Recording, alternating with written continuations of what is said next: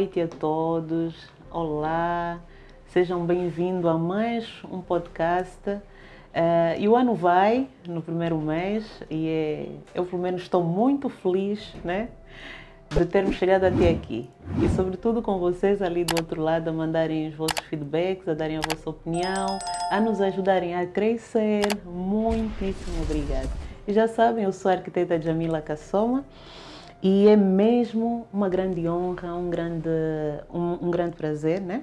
Estar aqui a contribuir para vos formar, nos formar, me formar e informar, né? É uma grande honra.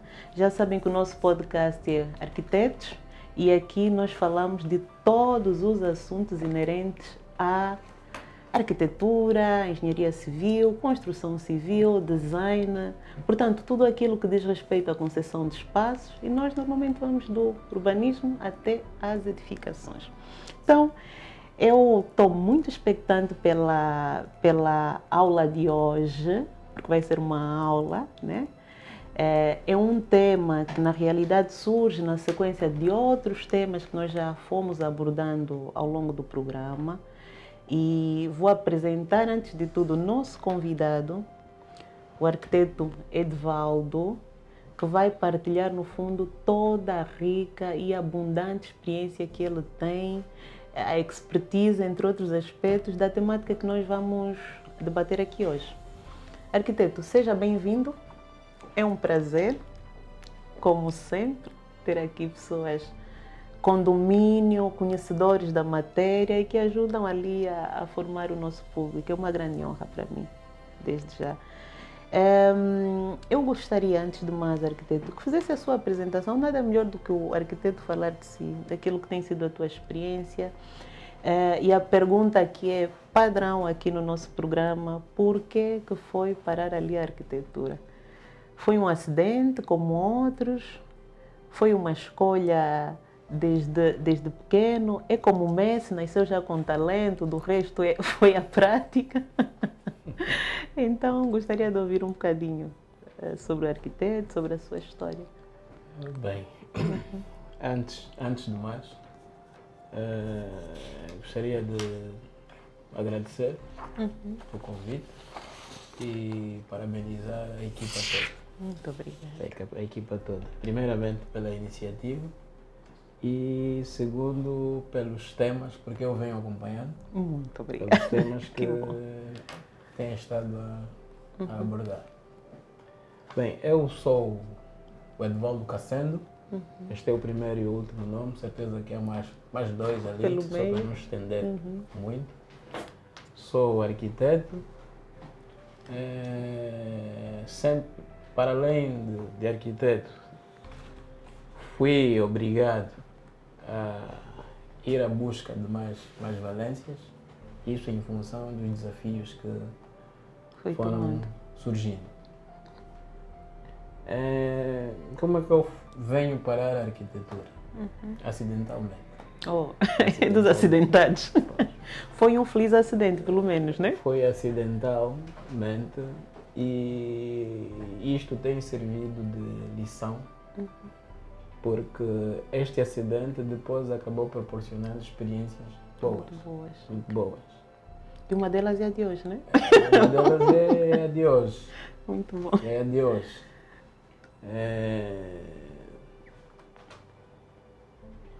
Não acredito muito em destino, mas quando as coisas acontecem, eu normalmente sou aquele tipo de pessoas que, em vez de fugir, prefiro enfrentar.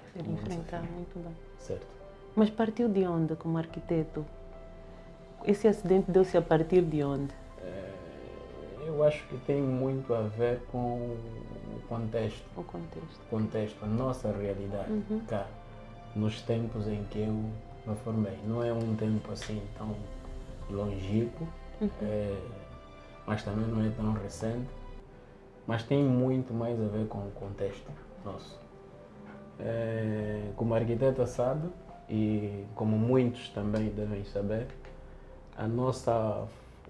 o nosso curso de arquitetura cá em Angola, pelo menos a nível da universidade pública, é dado na Faculdade de Engenharia. E na fase dos testes, eu tive como opção engenharia civil e como alternativa arquitetura. Oh. Acabei É um arquinheiro. para arquitetura. Ok. Muito bom. Exato. Então, desde o início, quis trabalhar sempre nessa área da construção civil? Edifícios. Edifícios. Mas por quê? Em criança desenhava, construía? Qual foi a referência que tomou para seguir esse ramo? Teve algum parente? Referências como tal, não diria. Porque nós crescemos numa altura em que, primeiro, que tínhamos pouco conhecimento das profissões existentes. A que mais pairava era de ser piloto, advogado, médico. Essas coisas de arquiteto e por aí fora. Podíamos ouvir por alto, né? Mas não tínhamos tanto conhecimento a respeito capaz, suficiente que para nos influenciar até como escolha. Okay. Muito bom. Muito bem, está apresentado o nosso convidado e agora sim eu vou dar uma luz sobre o tema de hoje. Hoje nós vamos abordar sobre diagnósticos e inspeções em edifícios. E esse tema é muito pertinente numa altura e não só, numa sequência de temas que nós já abordamos de edifícios degradados, situações de construções em contexto informal, né? E não só, até as nossas próprias construções que às vezes fazemos e vão denotando algumas debilidades, algumas insuficiências, e não só, muita coisa mais que, sem dúvida, o arquiteto vai nos ajudar, até eu com toda a franqueza. Quando apresentei o tema ao arquiteto, tinha falado em patologias, diagnóstico de patologias, mas o arquiteto disse, não, Jamila, risca aí patologias, porque afinal não são só diagnósticos de patologias e tem outras questões ligadas a essa abordagem de diagnóstico dos edifícios. E é por ali onde eu gostaria de começar, arquiteto. Qual é o nosso contexto? Do ponto de vista dessa questão de diagnóstico dos edifícios, o que é que percebe aqui em Angola, como é que nós estamos, o que é realmente também esse tal de diagnóstico, né? De edificações. Estamos a falar de quê quando abordamos essa temática? Bem, falar de inspeção e diagnóstico de edifícios sem antes fazer um enquadramento do que é isto de inspeção e diagnóstico e onde é que ela se enquadra. Indo diretamente para a inspeção e diagnóstico, estaríamos a pular etapas. Etapas. Bem, a inspeção e diagnóstico é nada mais e nada menos que uma ferramenta ou ação de avaliação do estado de conservação dos edifícios. Uma ferramenta. Quer dizer que existe. Quer dizer, é apenas uma. É apenas uma. Ok. É apenas uma. Digo uma porque no total são 5 ferramentas. Podemos chamar de ferramentas de avaliação do estado de conservação de edifícios. Há quem chama, há literaturas que chamam de ação de avaliação do estado de conservação de edifícios. Quais são essas outras ferramentas? Nós temos as vistorias em edifícios, temos as auditorias em edifícios, temos as inspeções em edifícios, que é esta que nos traz aqui hoje, temos as perícias e termina com a consultoria em edifícios. Ok, muito bem. Exato. Mas cada uma dessas ferramentas tem o seu momento de aplicação? Obedece a uma sequência ou é em função à especificidade do trabalho que se vai fazer? Obedecem uma sequência. Uma sequência. Obedecem uma sequência. Vamos aprendendo. Ou seja, canetinhas. Em termos de metodologia, existe um fluxograma. Este fluxograma é que vai orientar em que posição cada ferramenta deve ser aplicada. Ok. Isto em função também do grau ou nível de avaliação que se pretende fazer.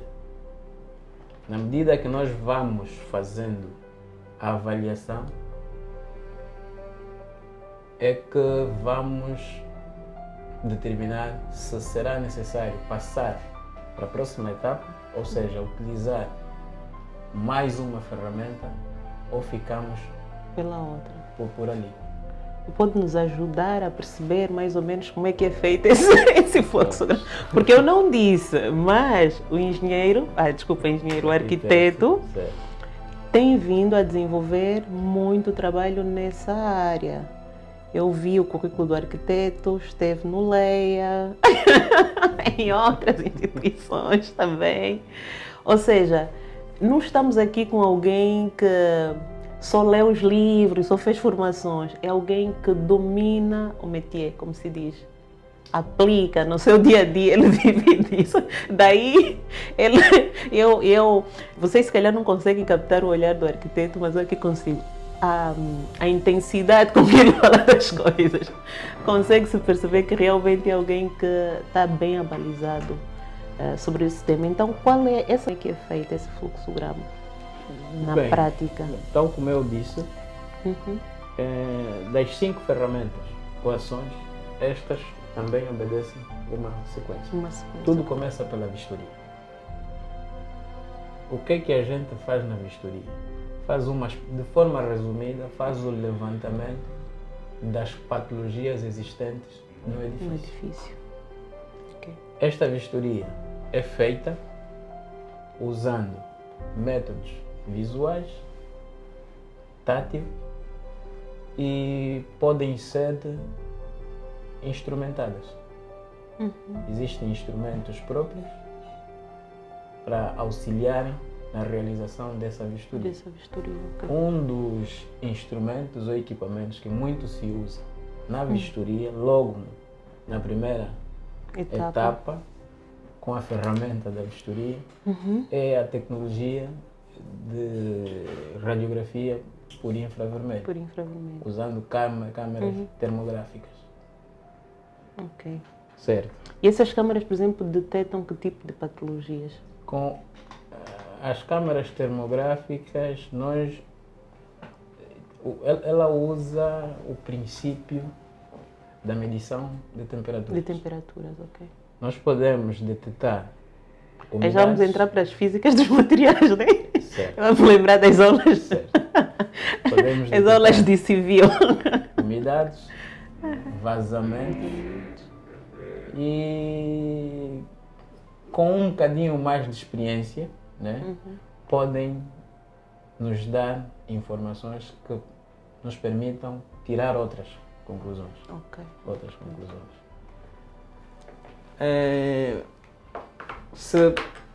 Com a vistoria, só com a vistoria, nós podemos chegar à conclusão que podemos ficar por aí. Isto em função da profundidade do problema. Porque qual é o objetivo? Eu aqui vou levantar a questão de milhões. Os nossos edifícios. Os nossos edifícios. Uns que já ruíram, aqueles que balançaram e tal.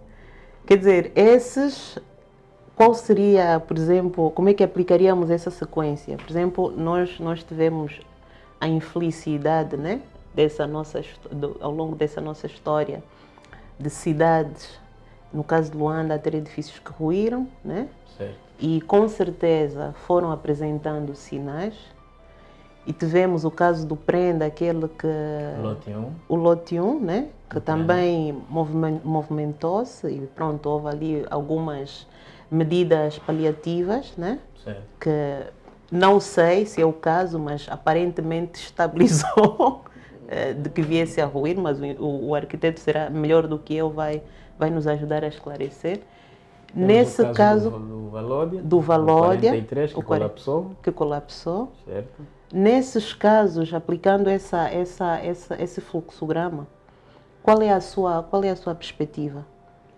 Como disse, há casos de inspeções que a partida já declaram se os outros passos vão seguir ou não.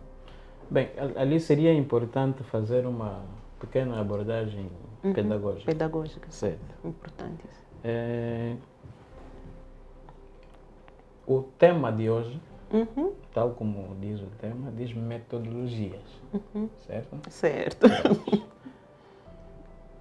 Existe uma metodologia geral que obedece este fluxograma. Depois vão existir as metodologias específicas. Estas metodologias atuam diretamente sobre um objeto específico à busca de um resultado. De um resultado, ok. Certo? Certo. Estamos juntos. No caso concreto do lote 1, o que é que se fez? O edifício já estava a ruir. Fez-se uma vistoria e tomou-se uma decisão. Não foi preciso ir mais além. Porque os sinais eram claros. Sim. Bastou a vistoria, teve-se um diagnóstico da situação e uma tomada de decisão. Qual foi a decisão? Escurar, né? Proteger o edifício. Evacuar e proteger. Este é um caso em que bastou uma ferramenta, o resto já ficou definido. Ficou por ali. Agora, temos casos, tal como eu disse, cada metodologia visa a busca de um resultado específico. Okay. Tanto é que, noutras realidades, em função de problemas específicos que foram identificados, instituições que trabalham concretamente para este fim reuniram conselhos técnicos para desenvolverem métodos próprios para atuar sobre aquela situação específica. Estou a falar, um dos exemplos é o caso de Portugal. Em Portugal, ok. Lá temos o Laboratório Nacional de Engenharia Civil. Nós também aqui temos o nosso. O nosso, exatamente. O Laboratório Nacional de Engenharia Civil, o LANEC, desenvolveu 3 métodos. Originais de Portugal. Muito bem. Para atuar especificamente sobre aquela situação que foi identificada. Esses 3 métodos visavam, o método de avaliação das condições mínimas de habitabilidade. Isso para atuar sobre uma situação específica. O que é que isso vai avaliar? Vai avaliar quais são os requisitos mínimos para que esse edifício possa ser habitado. E quais são esses requisitos, por exemplo, que eles consideram neste método? Ali teríamos que ir para as normativas. Por isso é que eu disse que é importante ter aqui uma abordagem pedagógica. Nós falamos da vistoria. A etapa a seguir ou a ferramenta a seguir a ser aplicada é a inspeção. O que é que se faz na inspeção? Na vistoria, a gente faz o levantamento das patologias existentes. Ao fazer a vistoria, nós saímos ali já com uma ideia do que é que existe e conseguimos fazer alegações. Nada comprovado.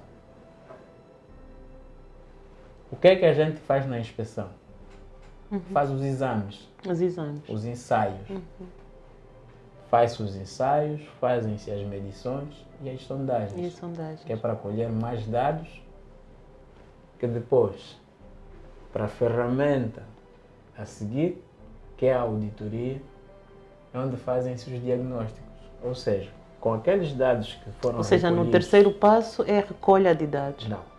No segundo passo. A recolha de dados. Fazem-se os ensaios. Os ensaios. Recolhem-se os dados. Fazem-se ensaios, medições e sondagens. É ali onde entra aquele aparelho que mencionou. Não, este aparelho pode entrar já na vistoria, porque não é nenhum ensaio. No ensaio, ok. Isto não é nenhum ensaio. Isto é um instrumento de auxílio. Auxílio, exatamente. À vistoria. Ok. Depois da inspeção, com os ensaios feitos, tratam-se os dados recolhidos, que é para se ter, vai-se fazer uma espécie de atestar as conformidades. Com os resultados obtidos, vamos para as normas. Existem várias normas. Foi esse exemplo que citou de Portugal, que eles definiram uma metodologia. Por que era importante chegar até essa questão das normas? Devido à pergunta que do colocou. Contexto. Não, devido à pergunta que colocou. Qual delas? Do nosso contexto ou a dos 3 casos que tivemos aqui, desses edifícios? Bem, o que é que nos leva a tomar decisões? Depois de fazermos as inspeções, os ensaios, tratamos os dados, temos os resultados. Os resultados. Então, o que é que vai me levar a pegar nesse resultado e dizer, não, isto aqui, com os resultados obtidos, esse edifício não está em condições ou está em condições. É preciso recorrer às normas, que é para testar as conformidades. Das várias normas, falando propriamente dos edifícios, nós temos uma que é crucial, que é a norma de desempenho dos edifícios. Mas nós, por exemplo, aqui em Angola temos uma norma, ou essa norma é internacional e nós socorremos dela? Bem, como é que é a nossa realidade? As normas são classificadas, tal como a arquiteta sabe, sim, são classificadas em 3 grupos. Desde internacionais, regionais, nacionais e aquelas que são aplicadas por áreas. Por áreas, exatamente. Mas nesse caso não temos. Não temos ainda. Então nós nos socorremos nas internacionais. As normas internacionais. Ok, bom. Nesta norma, nós conseguimos encontrar o que um edifício... Mas, por exemplo, o engenheiro acha que, dado o engenheiro, o arquiteto, é que já estamos a abordar temas tão técnicos, né?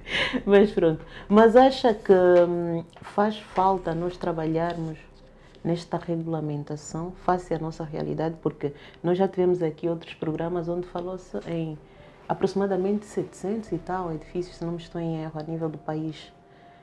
E não só. As nossas cidades, praticamente na sua maioria, estão a apresentar esses problemas nessas edificações. Acha que faz sentido começarmos também a semelhança, por exemplo, deste caso de Portugal, em que foram desenvolver metodologias específicas face à realidade deles? É importante, nesta altura, nós começarmos a pensar nesse aspecto? Importante é. Eu vou repetir aqui uma coisa que eu já mencionei. As metodologias são estudadas, são criadas em função de um objetivo que se pretende alcançar. Nós temos esse problema. Temos um problema identificado. Tanto é que já houve testemunhos, né, de edifícios que colapsaram. Não foi só um. Temos edifícios que tiveram que ser desalojados porque já não reúnem condições de segurança, que é um dos requisitos mínimos previstos também nessa norma de desempenho. E temos edifícios hoje que eu, de certa forma, chamo de edifícios vítimas do conflito armado. Por que vítimas? Mutilados de guerra. Penso que muita gente deve conhecer alguns edifícios em algumas províncias. Para citar aqui um que chama muita atenção, que é o edifício FAPA, do Uambo. É um edifício que, segundo relatos, isso também faz parte dos procedimentos de vistoria, e colher testemunhos orais. Segundo relatos, dizem que o edifício foi atingido por um projétil. Sim. Ok. E o que é que acontece? Houve uma alteração na estrutura do edifício E até hoje, dizem que aquilo ocorreu em 1993, até hoje o edifício está ali a trabalhar de forma diferente da forma como foi concebido. Foi concebido. Né? Mas que de certa forma apresenta um certo risco para as populações. E é habitado. E é habitado. Ainda. É habitado. Isso era só para citar um exemplo, para vermos que nós temos um problema. Temos um problema. Então, Exato. para essas situações específicas, era importante, sim, primeiro, reunir grupos técnicos para se criarem metodologias próprias para atuar sobre esse problema específico, porque cada problema é um problema. Para atuar, métodos para atuar sobre esse problema específico e dar soluções. A metodologia geral existe, que é para orientar. Orientadora, portanto. Orientadora. Mas depois cada situação específica vai necessitar de uma metodologia própria. Dessas metodologias. Um exemplo, mesmo a nível das normas, algumas normas também são métodos. São métodos específicos. Ok. E daquilo que é a sua experiência, o nosso contexto, então. Já percebemos que existem aqui as 5 metodologias, né? Certo. Existe um fluxograma que a ciência define, que é a metodologia geral. Uma receita, certo. Para quem está ali não está muito abalizado desses temas tão técnicos, né? Esses termos, né? Há uma receita do que aplicar, quando aplicar, como e com que finalidade e objetivo. Mas se olharmos agora no nosso contexto, se estivéssemos a falar dessa questão de diagnóstico, como é que nós estamos neste momento? Estamos a ser reativos, proativos? Qual é a observação dentro da sua experiência? Sem dúvida estamos a ser reativos. Estamos a ser reativos. E isso vai nos levar a fazer algumas chamadas de atenção. Infelizmente já estamos a ser reativos, os problemas já estão ali. Já estão ali. Pronto. E parece que mesmo com aquilo que é novo, as práticas ainda continuam a ser as mesmas. Eu aqui vou abrir, peço desculpas, arquiteto, vou só abrir um parênteses. Eu nem vou entrar mais aqui em detalhes sobre que problemas esses edifícios detêm, porque nós temos 2 episódios onde abordamos com alguma certa profundidade, trouxemos aqui também especialistas sobre que problemas esses edifícios têm, não é? Então, vou sugerir que vão lá rever, porque é conhecimento de graça e estamos a ter aqui especialistas. Eu, pelo menos, estou numa aula, estou a aprender. Porque nós não sabemos tudo, é muito conhecimento para uma única pessoa de ter. Então, essa partilha, eu vou pedir que vocês façam mesmo, partilhem essa informação, divulguem o máximo. É conhecimento gratuito. Imagina, eu olho para o engenheiro, olho para o arquiteto com esses óculos, tem aí horas e horas e horas e horas de leitura, de prática, e está aqui. Se deu o seu tempo para partilhar conosco informações que ele acha que são fundamentais nesse contexto desses nossos edifícios, das nossas cidades, né? Portanto, era só para fazer aqui uma chamada de atenção ali em casa. Sim. Tal como ia dizendo, era para chamar a atenção das importâncias das manutenções. Estamos a falar de conservação. Existem várias ações ou ferramentas. A manutenção também é uma ferramenta.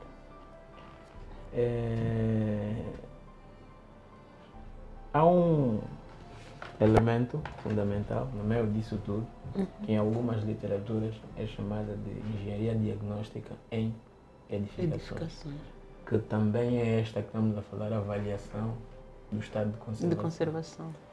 E alguns metodologias de engenharia diagnóstica em edificações.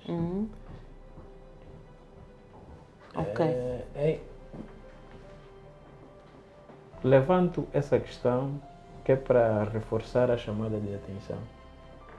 Que eu não sei se há mais pessoas que concordam com isso, mas acredito que sim. Todas as coisas, todas as criações do homem são baseadas na criação de Deus. Divina. Uhum. Certo. O edifício. O edifício também tem esta componente.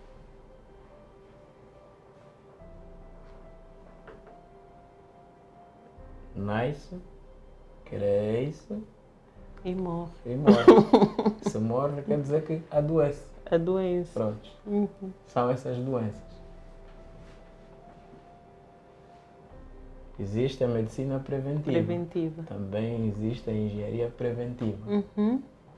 Esta engenharia preventiva é que consiste na conservação dos edifícios. Ok. Para que se faça isso, é importante ter essas ferramentas e um elemento fundamental. Nós, quando adquirimos todo e qualquer equipamento eletrônico, vem acompanhado de um Manual. manual. Os edifícios também, regra geral, têm. Deviam ter. Regra Se fez o geral, handover, entre tem. outras coisas. Devem ter. Há literaturas que chamam de manual de de uso. uso e manutenção do edifício. Uhum. Acho que há literaturas que chamam de MIME, que é Manual de Inspeção e Manutenção de Edifícios. Este manual Guiões de utilização. Exatamente. Esse guião poderá orientar o utilizador sobre o que deve, o que não deve, quando deve e por aí fora. O que é que nós estamos a assistir hoje? E nós, para o nosso caso, temos aqui uma particularidade que ainda estamos em fase de instrução. Nem criamos muita coisa, para nós ainda é nova. Então é importante que se dê instrução às pessoas de como utilizar para não acelerar essa degradação. Porque isso até mexe com a nossa forma, às vezes, de habitar os espaços, exatamente. né? Exatamente. Okay. Por que que era importante tocar nisto? Arquiteto, não esquece o que vai dizer. Isso fez-me lembrar, há dias estava num certo edifício, estava no elevador, e entrava uma senhora e muito chateada. O edifício desses edifícios mais modernos, em que tem copas, nas copas tem os micro-ondas, mas a senhora estava muito chateada, ela dizia, mas fazem esse edifício, não dão um manual às pessoas depois destroem as coisas. E ela dizia muito chateada, olha, é que vocês estão a rir, mas há pessoas que não sabem como vão usar esses equipamentos que colocam aqui. E os equipamentos estão todos a ficar danificados. Então, agora fez-me... Então, nós ficámos todos assim, não conhecíamos a senhora nenhuma. E ela falava para todo mundo que estava mesmo aborrecida. Quer dizer, este alerta que o arquiteto dá aqui é, no fundo, uma situação que é vivenciada, né? Nós temos edifícios modernos que, por exemplo, os sistemas da AVAX às vezes ficam danificados porque as pessoas não sabem como usar. Certo. Nem como, às vezes, fazer uma manutenção necessária, né, desse equipamento. Exato. Quando fazer... Pronto. Era importante levantar essa questão porque, mesmo em termos de terminologia, uma das coisas que me levou a pedir que se retirasse o termo patologias. Aqui nós não temos vergonha de assumir a nossa ignorância. É normal. É normal. Por isso é que eu no início fiz olhar. E eu disse mesmo ao arquiteto, eu estou curiosíssima para perceber. Pronto, vamos matar essa curiosidade. Existem dois problemas. É melhor chamarmos de problemas. Problemas que podem ocorrer nos edifícios. Okay. Que são as anomalias e as falhas. São dois termos. Então não há patologia no meio ainda? Vamos chegar lá. Okay. São dois termos, né? Onde cada um tem uma origem diferente da outra. Quando estivermos a falar de avaliação ou de inspeção, e ouvir falar em anomalia, estamos a falar de erros De concessão. de edificação. De edificação. E sem esquecer que quando falamos de edificação, estamos a incluir a fase do planeamento, do projeto e da execução. Isto é anomalia. Quer dizer que no edifício já existente podem surgir anomalias. Ou seja, patologias de origem da edificação. Que pode ter sido um erro de projeto, pode ter sido um erro. Pode citar alguns exemplos que é para aqui o nosso público ficar melhor elucidado. O que é uma patologia, uma anomalia, né? Patologia decorrente de uma anomalia, por exemplo. A falha e a anomalia podem dar origem a patologias. O que é importante diferenciar a falha da anomalia. Quanto à origem. Quando é que é uma anomalia? É quando resulta, ou seja, a anomalia é uma patologia que resulta do processo de edificação. De edificação, ok. E nesse processo de edificação pode ser no planeamento da edificação, no projeto, na construção. Ou vamos chamar mesmo erro no planeamento, erro no projeto, erro na execução. Ficamos por aí. Quando falarmos de falhas, por isso é que em algumas literaturas acrescentam o termo falhas de manutenção, ou na manutenção, estamos a falar de situações causadas pela utilização. Pela utilização, exatamente. Má utilização. Ou falha na manutenção. Ou seja, uma coisa que deviam fazer manutenção de 3 em 3 meses, fazem de 3 em 3 anos. De 3 em 3 anos. Vai dar origem a uma patologia. A esta patologia nós vamos chamar de falha. Mas agora, se tivéssemos de citar um exemplo de cada uma, só para elucidar aqui as pessoas quais seriam?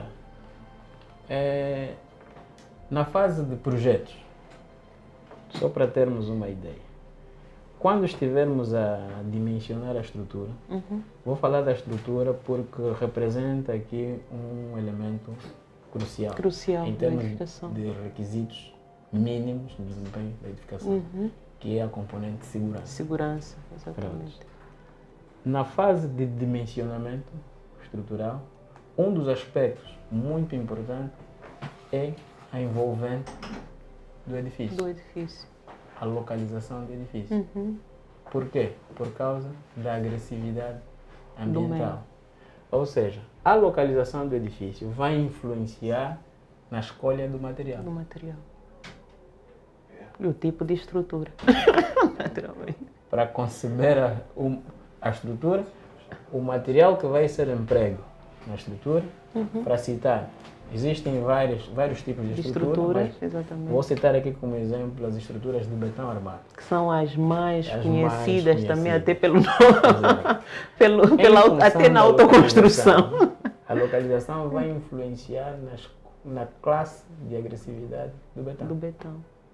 Se eu escolher um betão com uma classe inadequada à localização do edifício, com o tempo vão surgir as tais anomalias.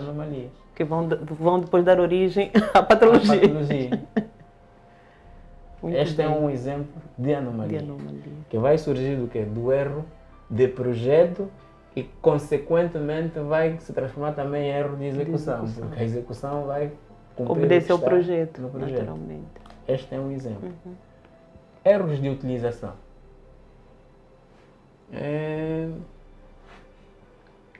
Um dos grandes inimigos do betão, para citar um exemplo, são as umidades. Por isso é que até hoje fazem esforços para tentar substituir o aço porque outro material.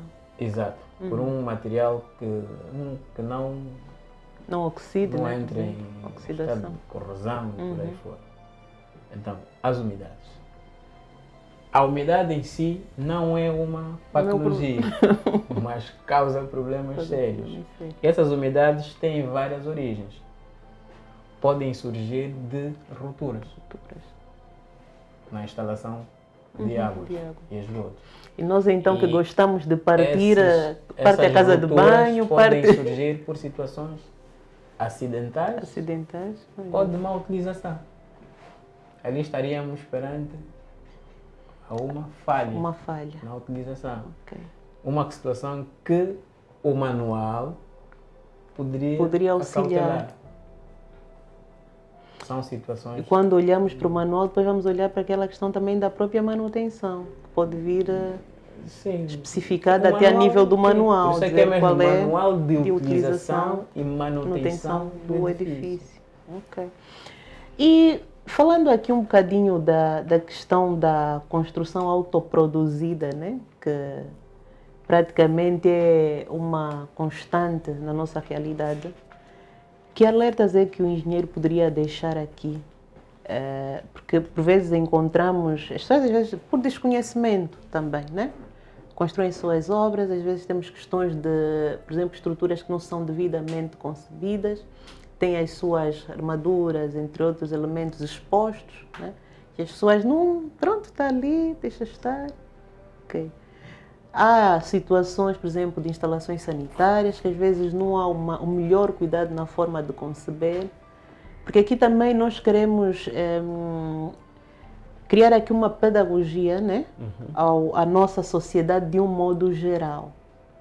Certo. Que alertas é que o arquiteto pode deixar aqui?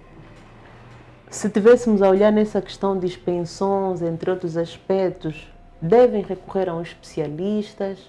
Como é que podem localizar esse especialista? Está aqui um, né? Por exemplo.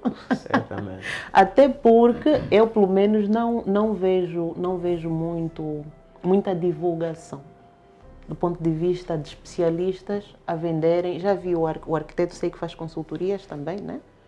Mas vejo pouca esse serviço no universo de muitas patologias em edificações. Não só esses edifícios que nós falamos, que são os edifícios coloniais, mas também até edificações muito recentes, né? Certo. Edificações recentes, estamos a falar de anomalias. De anomalias. Se é recente, porque esses problemas podem surgir do desgaste normal, desgaste com o tempo, ou então resultantes mesmo destas questões causadas. Certo? Então, se o edifício é recente e já começa a apresentar problemas, já estamos a falar de anomalias. Quer dizer que lá atrás houve qualquer coisa que foi mal feita. Agora, em termos eu penso que não há tanta coisa, tanto por se falar, quanto a questões de procedimentos corretos. O edifício resulta de uma série de sinergias de vários especialistas. Certo. Qual é a recomendação? Quando eu quiser fazer algo que não é da minha competência, devo recorrer a um especialista.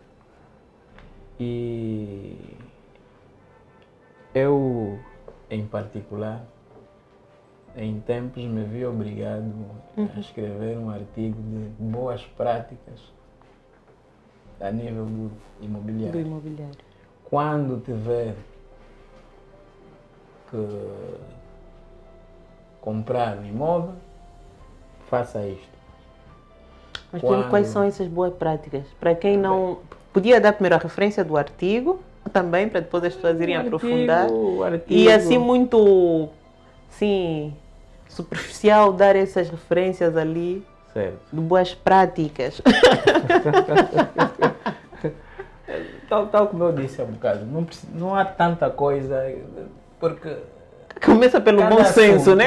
Se nós quisermos tratar cada assunto nós mesmos, mesmo sem ter conhecimento, porque mesmo o tema que estamos aqui a tentar abordar hoje é muito extenso. É muito extenso, sim. Já Só preciso fazer o exercício. Um resumo. Para ver se conseguíamos resumir isso.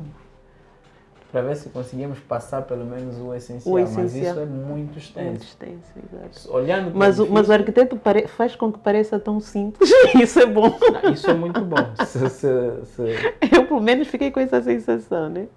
Se a sensação é esta, quer dizer Sim, que o resumo quer dizer, consegue... Eu penso que... Eu acho que aqui o efetivo, vamos chamar, estão esclarecidos pelo menos, né?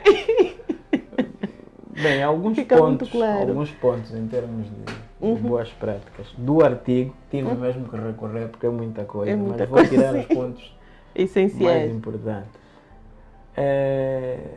São recomendações assim, de forma geral, onde quem quiser, quando alguém quiser comprar um imóvel existente ou antigo, a primeira coisa a se fazer é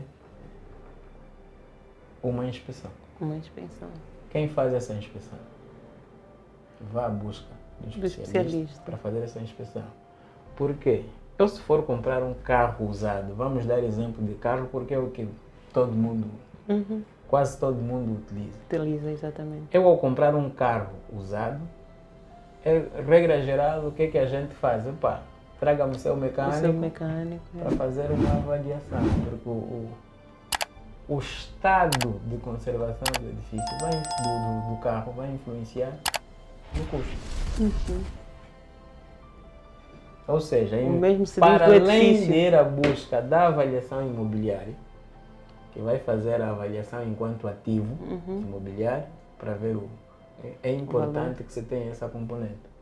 Qual é o estado de conservação desse edifício que eu vou comprar? Para não comprar gato por lebre. Exatamente. E a preço de ouro ainda. O que acontece às vezes? Eu compro o imóvel porque o vendedor passou aí uma maquiagem, uma boa pintura, tá todo ele bem apresentado, e dá o valor que quiser. Eu também vou lá, sem ser um perito, faço uma avaliação superficial, que é a vistoria. E está tudo bem. Depois começam a me apresentar problemas. Ou então, olha, eu depois de comprar quero reformar. O que é que vai me fornecer os dados para ter ideia de quanto é que eu vou ter que investir mais nisto para reabilitar, reformar ou reforçar? É preciso fazer essa inspeção. Então, regra geral, para todos os passos que tiverem que dar, onde esteja em questão um ativo imobiliário, buscar sempre consultoria. A partir da consultoria, poderão encontrar orientações para as fases seguintes. Ok, muito bom. Então fica aqui a recomendação fundamental. Daquele valor que vai pagar o imóvel, tire um bocadinho para consultar um especialista. Certo. Porque o seu dinheiro com certeza custou-lhe a ganhar, né? E é uma forma de valorizar o seu esforço também e prevenir problemas futuros. Agora, arquiteto, no nosso contexto, agora, olhando para essa vasta realidade de edificações com patologias, e já sabemos algumas anomalias, algumas falhas, e porque esse nosso projeto, arquiteto, é no fundo de também encontrar convergências e caminhos possíveis, enquanto especialista da área, se tivesse de dar aqui como é que eu vou dizer, não é uma receita, mas aqui uma perspectiva de soluções, né? De caminhos possíveis, vamos dizer assim, caminhos possíveis, qual é a reflexão que tem feito? Nesse quesito de diagnósticos desses edifícios, para prevenirmos problemas futuros? Isto, dependentemente do nível de degradação, porque estamos a olhar para um universo onde existem Casos diferentes particularidades. Sim. Dependentemente do nível de degradação, haverá casos em que... Primeiro é que é importante realçar aqui que todo edifício, por mais degradado que esteja, é recuperável. É recuperável, ok. A recomendação técnica nunca, acho que nem é coerente o técnico, depois de fazer a avaliação, dizer, olha, se desfaz disto. Mas nem que seja, por exemplo, do ponto de vista estrutural, já em uma estrutura que está em colapso? É recuperável. Por isso é que existem reforços. Existem reforços. Por isso mas essa, eu estou a fazer aqui essa abordagem. Seculares, entre outros. Que constam do patrimônio. Do patrimônio, sim. Histórico. Eu coloco essa questão mesmo provocativa, porque conhecemos cidades com edifícios com mais de 100 anos e tal. E, sobretudo, porque falou aqui os nossos 3 exemplos. Aquele do lote 1, que entretanto foi protegido, ainda não ruiu. Sim. Falou daqueles que já ruíram, né? E provavelmente outros tantos que aí andam, com, por exemplo, o caso do AMBO. Certo. Então, se tivessem de lhe dizer, nesta perspectiva desses 3 edifícios, que são casos concretos e que parece-me que o arquiteto já conhece bem, né? Porque é mais ou menos a sua área, quais seriam os caminhos possíveis? Porque às vezes em conversas de café, né? Fica-se com a sensação que as pessoas ficam com medo. Epá, isso vai tudo cair, temos que demolir tudo e está muito dinheiro em causa. Dando sequência. Exatamente. Todos os edifícios são recuperáveis. O que é que vai pesar sobre a tomada de decisão? Exatamente. O custo e a metodologia. A viabilidade econômica. Exatamente. A solução. O dinheiro, o sentimento, né? Porque quando falamos das ferramentas, dissemos que começa com a vistoria, termina com a consultoria.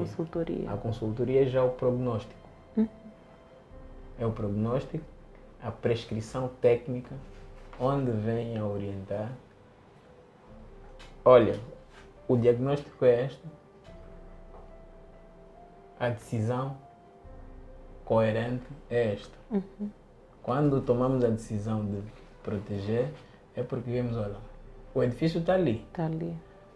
Podes recuperar, mas para evitar situações de acidente, convém sair ainda, porque isto é o mais importante. Proteger primeiro a vida, o bem-vida. O bem-vida.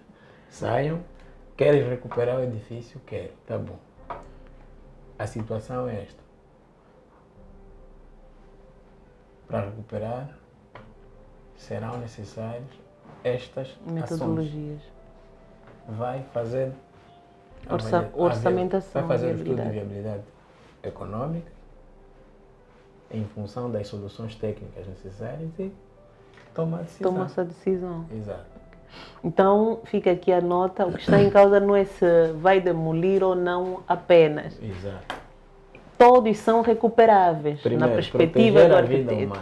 Primeiro é proteger a vida humana. É o primeiro. Segundo, todos são recuperáveis. Agora, envolve a viabilidade, é que dita. Porque há, por exemplo, enquanto arquiteta e arquiteto, né, temos esse conhecimento que é edifícios pelo seu valor patrimonial. Exatamente. Não importa que custo, mas são mantidos, né? Exatamente. Por isso é que em vez de dizer quanto vai custar, falamos de viabilidade econômica. Porque a viabilidade econômica consiste exatamente em fazer esse tipo de avaliação. Eu estou-me a lembrar, por exemplo, da Igreja Sagrada Família de Barcelona, gerar, né? Em termos de valor. De valor. Exato.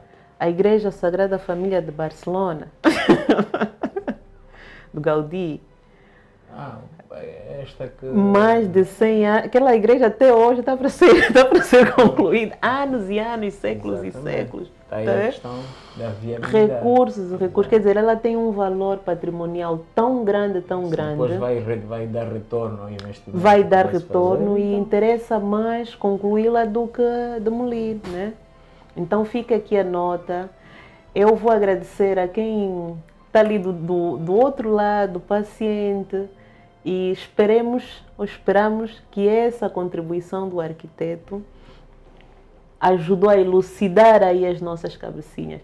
Eu, particularmente, eu fico muito feliz quando vejo que o nosso país tem jovens com conhecimento, e não é um conhecimento teórico, como dizem do Bungle Bang, do livro. É um conhecimento teórico aliado à prática. E o meu esforço sempre com a produção é trazermos aqui pessoas que conhecem do ponto de vista científico, mas também têm a experiência vivida, né? Porque nós sabemos que às vezes há teorias lá, e disse muito bem, o conhecimento geral, mas depois há a especificidade do caso, né? Exatamente. A especificidade do caso. Então, eu vou agradecer ao arquiteto. Muitíssimo obrigado. Vou dar aqui uma dica que eu aprendi e acho que faz toda a diferença. Quando nós temos aqui um convidado, ou quando nós publicitamos que vamos ter aqui o arquiteto, o engenheiro, o técnico, façam uma investigação sobre a pessoa. E hoje em dia as redes sociais, os canais facilitam o trabalho. Coloquem lá arquiteto Edvaldo e vão conhecer o trabalho de cada um, vão perceber que realmente nós temos técnicos de grande valor. E isso para mim é o maior desafio, é mostrarmos o valor dos nossos quadros angolanos, quadros nacionais. E se não for nacional também agrega valor, seguramente estará aqui, porque nós queremos construir uma sociedade, um país que dá soluções, né? Que mais do que blá blá blá blá blá blá, mata a cobra e mostra o pau. Certamente. Então, muito obrigado. Vou lhe dar aqui uns minutos para as últimas palavras. Eu já lhe disse no início que o que falar aqui não será usado.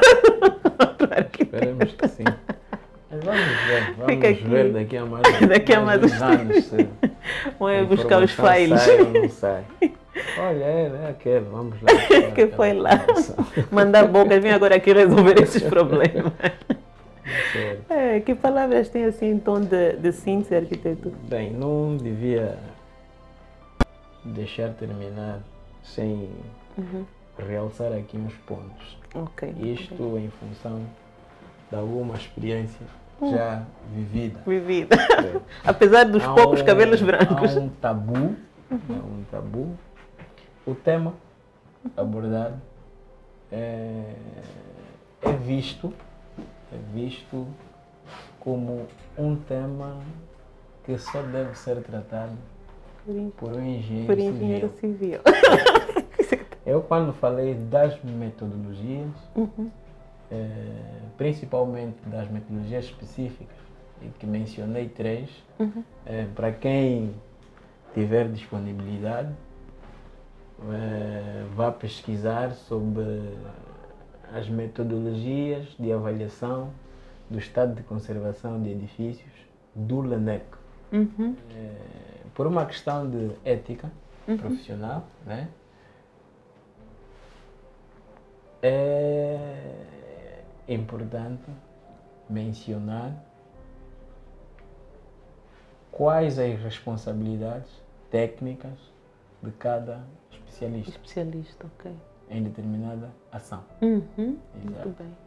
Como... Para não confundir. Exatamente.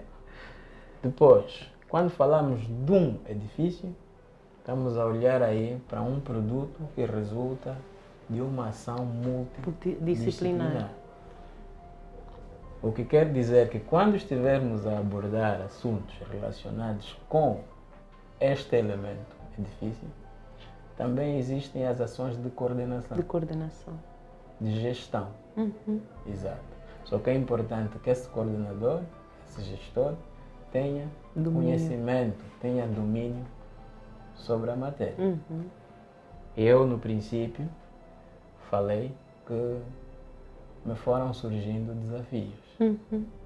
Eu sempre me identifico simplesmente como arquiteto. Como arquiteto. Sim, porque sou arquiteto. Mas fez aí um mestrado nas áreas de engenharia. Isso por quê? Tudo por conta dos desafios. Dos desafios, exatamente.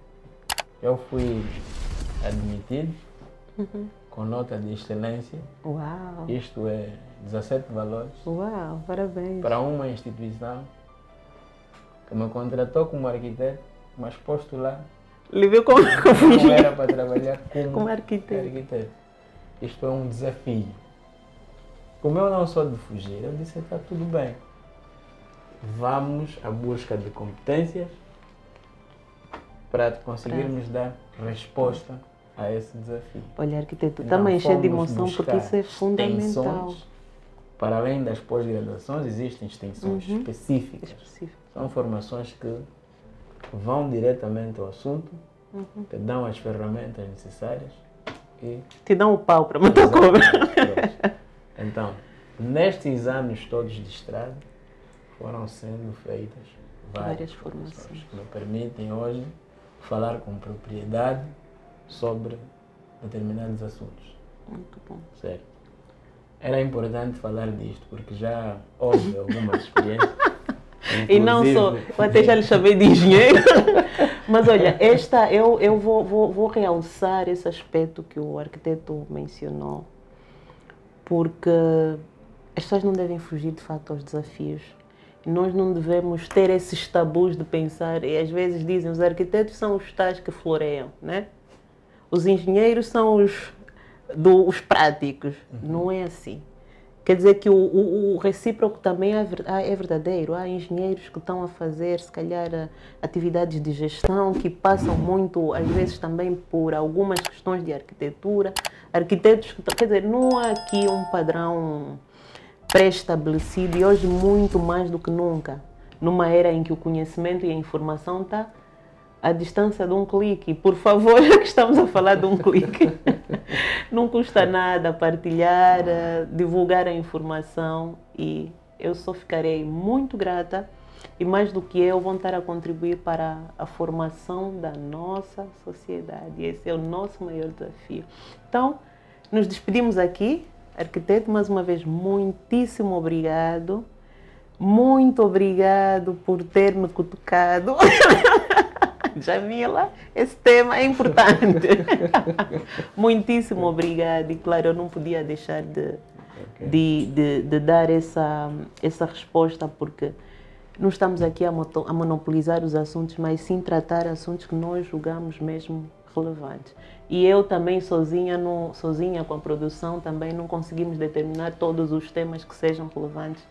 Por isso é que eu deixo mais um apelo. Se tiver aí um tema que acha importante, relevante, pode mandar aqui. Podemos não dar aquela resposta tão célere como parece, porque temos toda uma agenda pré-definida de temas, mas podemos certamente colocar nos temas a serem debatidos. Muito obrigada. São ajustáveis. Muito obrigada, então. Até um próximo podcast. Estamos juntos.